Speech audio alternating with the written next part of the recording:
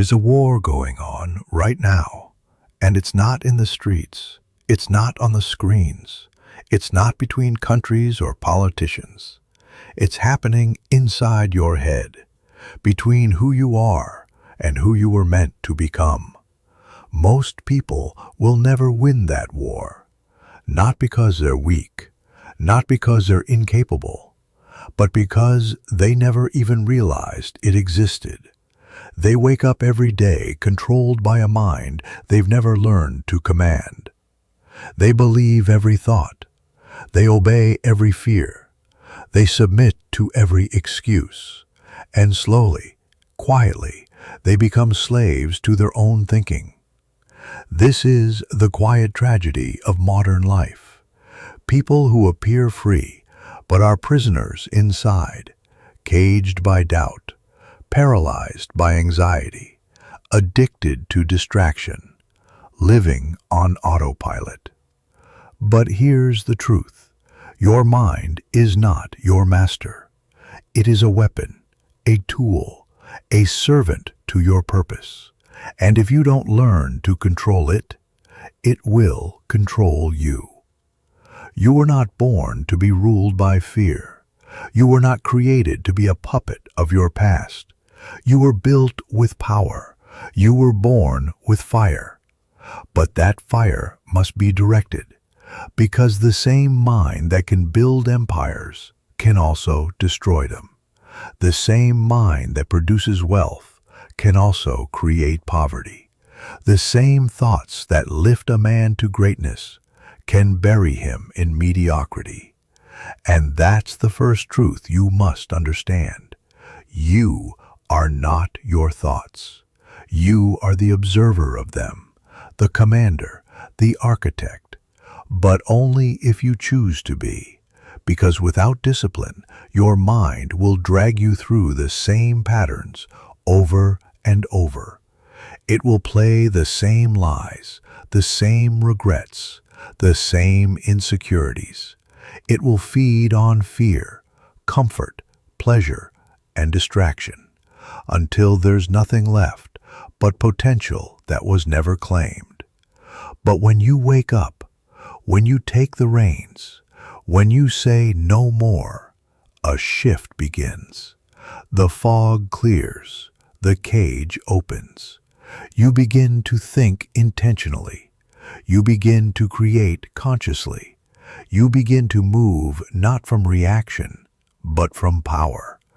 And in that moment, you are no longer a slave. You are a master, not of the world, not of others, but of the most important territory you'll ever conquer, your own mind. You see, the world will try to convince you that your mind is fixed, that you are who you are, that your habits define you, that your emotions are truth. But they are wrong. Your mind is clay, and every thought, every belief, every repetition is a hand shaping that clay. Understand this. You were not born believing you weren't good enough. You were taught that. You were not born thinking you'd fail. You learned that. And anything learned can be unlearned. That is the work of a master. To unlearn fear, to unlearn doubt, to unlearn the identity that was forced on you by broken people, broken systems, and broken moments. You begin to replace it, brick by brick, with a new truth, that you are the author now. And every day you write the story with every choice you make. But here's what no one tells you. This is not easy. Mastery is not magic. It is repetition. It is attention. It is awareness practiced daily until it becomes instinct. Do you think Andrew Carnegie became a titan by chance? Do you think Henry Ford revolutionized the world by reacting emotionally to every challenge? No. They trained their minds the way warriors train their bodies, with discipline, focus, and vision. Ford once said, "Whether you think you can or you think you can't, you're right." It wasn't a clever quote. It was a blueprint. Because thought is not passive, it is creative energy. Every thought repeated becomes a belief. Every belief reinforced becomes identity. And identity governs everything, from what you tolerate to what you reach for. So ask yourself, what thoughts have you been repeating? Are they thoughts of strength, of purpose, of clarity and creation? Or are they the same tired loops of doubt, distraction, and limitation? The person who trains their mind to do the hard thing, when it's hard, when it's inconvenient, when it hurts, is the person who will run circles around the world, because they've done what 95% never will. They've learned how to delay gratification. Edison had it. Lincoln had it. Hill had it. They were not superhuman. They simply refused to let emotions dictate their execution. That's mastery. Because if your mood controls your actions, your life will always be a slave to circumstance. But if your actions control your mood, you become unshakable. You rise when you're tired. You work when you're afraid. You focus when it's noisy. You stay calm when the world is losing its mind. And that's rare. But rare is what you're after, isn't it? You weren't born to be typical. You weren't born to exist in the middle. You weren't built for comfort. You were built for conquest. But that conquest starts internally. Before you lead the world, you must lead your mind. And that begins with this law. Control what you can control. You can't control the past. You can't control people. You can't control every outcome. But you can control your focus. You can control your attention. You can control your reaction. And those are not small things. They are everything. Because what you focus on expands. If you focus on fear, fear grows.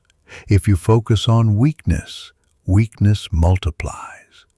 But if you focus on growth, if you obsess over your vision, if you stay locked in on your standards, your mind will evolve into a machine of execution. That's how the great ones do it. They don't always feel brave. They don't always feel clear, but they do it anyway. Because they've trained their minds to serve the mission, not their emotions. And when you get to that point, where your mind responds to vision instead of feelings, you become unstoppable. But it requires training. Daily, vigilant, non-negotiable. And the most powerful training of all is in what you allow yourself to repeat. Because repetition is the language of the subconscious, and the subconscious controls 95% of your life. Your habits, your confidence, your expectations, your internal thermostat. Most people live by accident, on autopilot, driven by patterns they didn't choose. But the master rewrites the code. The master programs the mind like software, feeding it thoughts that serve the goal. That's what affirmation is. This is the moment you draw a line. This is the moment you say, I will no longer be a victim of my thoughts. I will master them. Because if you don't, the world will hand you every distraction, every lie, every excuse to stay asleep. But that's not you. Not anymore. The most powerful tool you've been given is not your body. It's not your voice. It's not your past or even your talents. It's your imagination. The mind that can picture it can create it. But most people have trained their imagination to betray them. They imagine what can go wrong. They visualize failure before they try. They rehearse pain before they act. They see themselves as small before the world even gets a chance to challenge them. And then they wonder why nothing changes. But listen closely. What the mind rehearses, the body responds to. Your nervous system doesn't know the difference between imagination and reality. So, if you visualize defeat, your body prepares to lose. If you dwell on fear, your energy aligns with failure. But if you dare to see yourself victorious, if you repeatedly picture yourself acting boldly, moving decisively, rising after setbacks, the mind begins to accept it as truth. That's not delusion. That's creation. That's the same process every inventor, every pioneer, every legend has used. They saw it long before the world could. Walt Disney walked through a swamp and saw a kingdom. Napoleon Hill sat broke and saw billionaires being made through the power of thought. Edison failed 10,000 times and still saw the light. They weren't lucky, they were loyal to a vision the world could not yet see. That's what you must become. Loyal to your vision. Loyal to the future version of you that's calling from the other side of resistance. You don't owe loyalty to your fears. You don't owe it to your past. You owe it to the vision planted in your soul. The one that won't shut up. The one that won't go away. The one you keep trying to suppress with comfort and distractions. But it won't die, because it is who you are.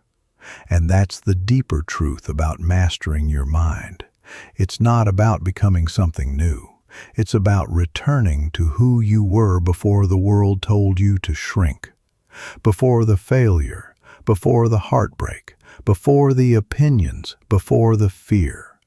The mind is not just a tool, it's a mirror, and it will reflect back whatever identity you feed it.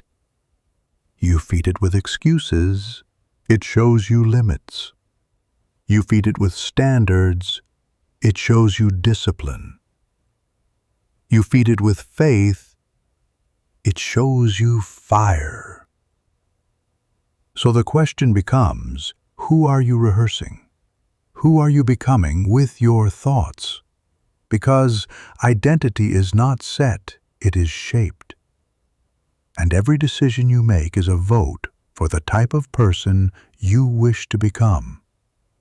The words you speak, the habits you tolerate, the thoughts you entertain, they're not neutral, they're creating you.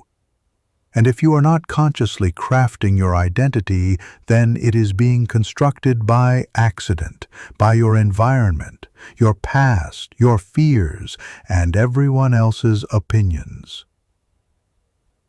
But not anymore. From this moment forward, you choose who you become. You wake up and you affirm it. You build routines that reinforce it. You create a world around you that reflects it. Because identity is not a wish, it is a ritual, and at the center of that ritual is belief. Not belief in what you've done, but belief in what you're becoming. Napoleon Hill said, "Whatever the mind can conceive and believe, it can achieve." But people forget the middle word, believe. You can imagine all day, but until you believe it's for you, until you feel it in your chest, until you expect it like air, you'll keep living below your potential. Belief is the gasoline. It's the electric current that turns vision into velocity. And you can't borrow it, you can't fake it, you must build it, thought by thought, repetition by repetition. That's why mastering your mind is not a single act. It's a daily battle. But it's the only battle that matters, because once you win there, once your thoughts are aligned with your purpose, once your identity matches your vision, once your belief outshouts your fear, then the world has no choice but to make room for you. Here's a truth most people run from. You will suffer. You will be rejected. You will be misunderstood. You will fail. You will lose things you thought you couldn't live without. And in those moments, your mind will try to escape. It will tell you you're not enough. It will whisper that you were never meant for this. It will beg you to turn around, to numb, to hide, to shrink. But this is the test. Because mastery is not built in comfort, it is carved in chaos, it is shaped in silence, it is refined in the moments no one claps for you. When you struggle means you're growing. Struggle means you're facing resistance, and resistance is how muscles grow, both in the gym and in your mind. Ask anyone who's ever built anything real, anything legendary, and they'll tell you there was pain, there were doubts. There were days when nothing made sense, but they stayed with it. They stayed in the fire until the flame obeyed them. And you must do the same, because the mind that gives up at the first sign of pressure was never prepared to handle power. The throne you're asking for requires mental armor, and armor is not built in the sunshine, it's built in the storm. You must become immune to emotion-driven decisions, not emotionless, emotionally sovereign, able to feel deeply, but act decisively, able to mourn, but still move, able to hurt, but still execute. Because if emotion controls your strategy, you will always make short-term decisions with long-term consequences.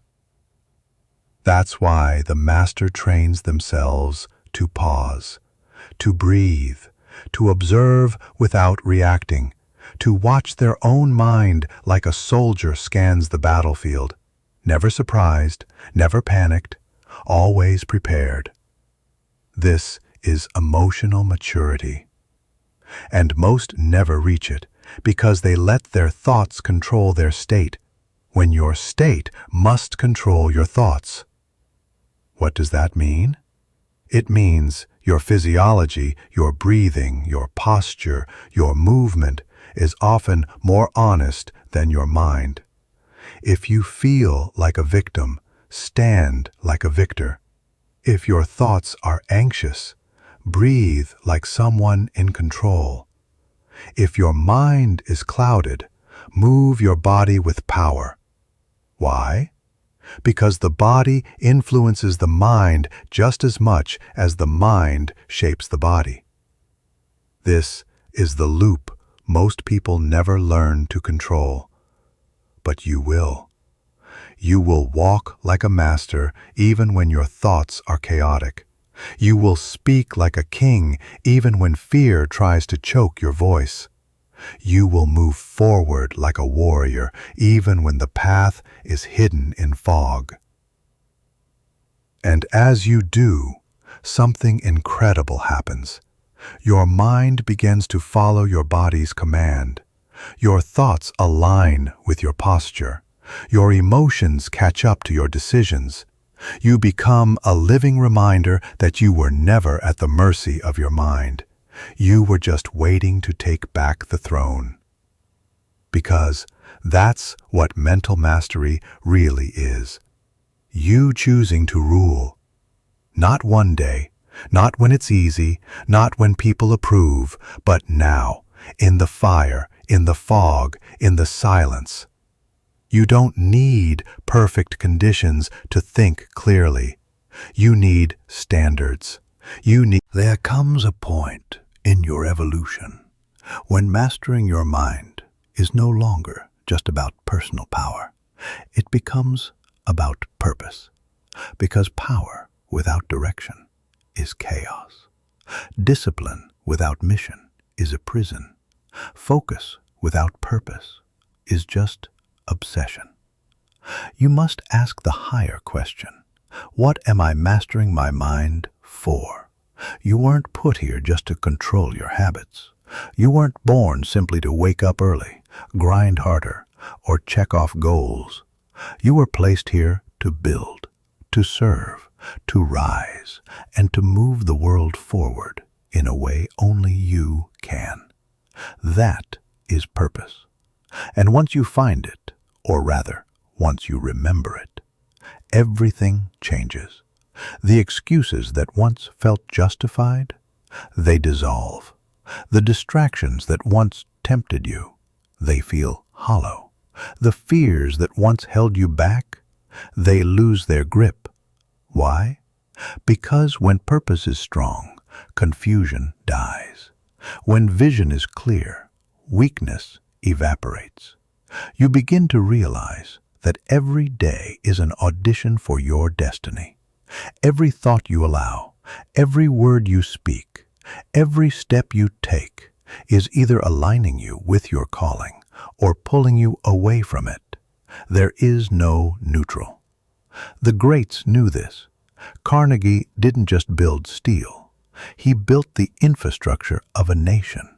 Lincoln didn't just lead. He bled, wept, and broke for a cause greater than himself. Hill didn't just write. He unlocked a blueprint that still echoes a century later, and none of them would have survived without mental mastery. Because the weight of purpose will crush an undisciplined mind. When you carry vision, pressure is part of the deal. Doubt is part of the path. Isolation is part of the climb.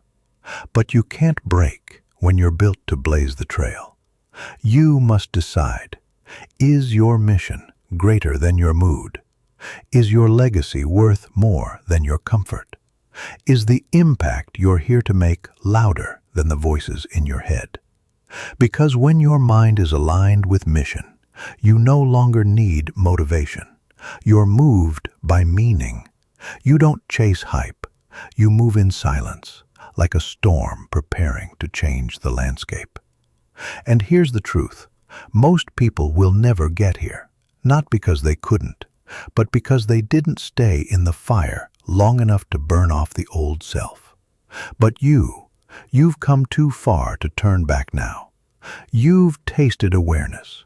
You've glimpsed the power of clarity. You've seen what happens when you stop listening to fear and start listening to the future calling your name. You can't unhear it. You can't unknow it. You can only ignore it or answer it. And when you answer it, your life, it's been waiting. Not for conditions to be perfect, not for everything to feel easy, but for you to decide, to finally step in, to finally rise, to finally say, no more mental chains, no more passive thinking, no more obedience to fear. I master my mind now because my mission demands it. And when you say that, with your chest open and your heart on fire, something ancient awakens inside you. You remember who you were before the doubt, before the fear, before the world told you to dim your light. You remember you were born for this. You were built to lead. You were designed to dominate your mind so you could serve your future and shape the future of others. So now you stand at the edge. You've seen the truth. You've felt the weight of your potential. You've heard the voice, not mine, but your own, the one buried under years of noise, and it's telling you the same thing it's always whispered. Wake up. Not just from sleep, but from everything that numbed you. The scrolling, the fear, the doubt, the old identity. You don't get another life. This is it. this one shot, this one canvas. And whether you paint it with courage or hesitation, the brush is already in your hand. The only question now is, will you master the tool, or will the tool master you? Because the mind you don't command will command you. It will chain you to your past. It will blind you with distractions. It will feed you stories of not yet, not ready, maybe later. And before you know it, your life becomes a memory of what could have been. But that will not be your story. Not anymore. You've seen too much now. You've risen too far to crawl back into average. You've looked your doubt in the face and didn't flinch. You are done negotiating with fear. You are done asking permission from weakness. You are done letting emotion dictate execution. From this moment forward, you are the master of your mind, of your choices, of your destiny. You will not be perfect, but you will be powerful. You will fall, but you will rise faster than ever. You will still feel fear, but it will no longer sit at the head of your table. Because now you know, thought is power, focus is your weapon, discipline is your gatekeeper, and belief is your engine. You walk different now, you speak different now, you live different now, because you're no longer the prisoner of your own thinking. You are the architect. You've torn down the lies, you've rewritten the code, and now you're building everything from the inside out. So when the world tries to distract you, you return to vision. When doubt tries to creep in, you return to discipline. When the voices scream in your head, because this is the line, this is the moment, this is the rebirth. And the world will not move until you do. So rise, stand, command, and never forget who you are. The thinker, the builder, the master, the storm, the calm, the fire, the architect of a life that doesn't need escape because it's built with intention. Welcome to your new mind. Welcome to your real life. Now, go earn it.